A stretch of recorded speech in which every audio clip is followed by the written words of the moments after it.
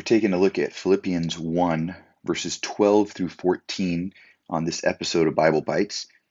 And Paul writes, I want you to know, brothers, that what has happened to me has really served to advance the gospel, so that it has become known throughout the whole imperial guard and to all the rest that my imprisonment is for Christ.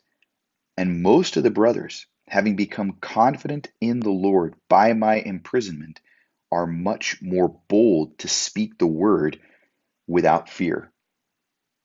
Paul continues his letter to the Philippians. He's still in those introductory remarks. He's getting into the body of the letter. And there's a few things that stand out here. I want you to know, interestingly, this is something Paul really wants the Philippians that he's writing to, his friends that he's writing to know and understand. I want you to know something. Of course, he uses the language of brothers, which is important too, because they're connected, they're partners in the gospel. And here's what Paul wants them to know. He wants them to know that what has happened to me, and that is what? He is in prison, right? What's happened to him in being put in prison, imprisoned, we're going to see for the sake of the gospel, what has happened to him by being put in prison has actually advanced the gospel. So even though people might be looking at what happened to Paul as a bad thing, they're upset for him, they're concerned for him, they're trying to send people to help and support him in his imprisonment. Paul's saying, here's what I want you guys to know.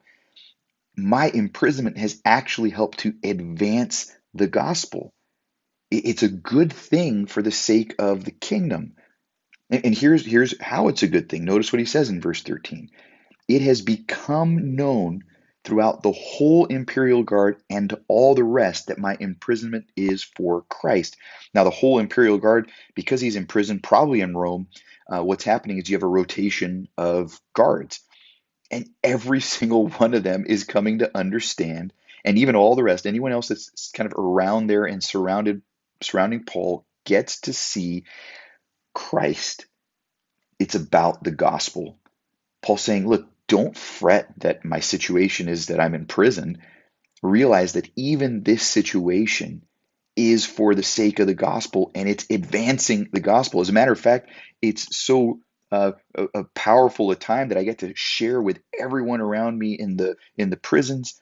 But he says, because of that, the brothers, other Christians are watching that it's not all bad that I'm in prison because I get to do the work that I'm supposed to do, which is preach the gospel, and they're becoming confident. Another way of translating that is bold.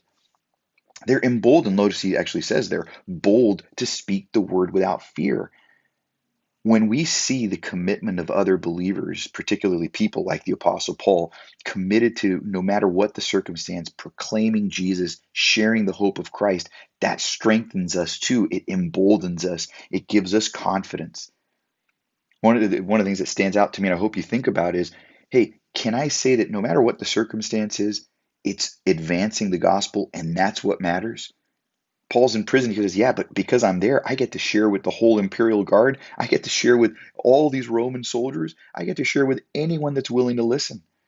And not only that, but can we look at someone's life and testimony like that and ourselves become confident?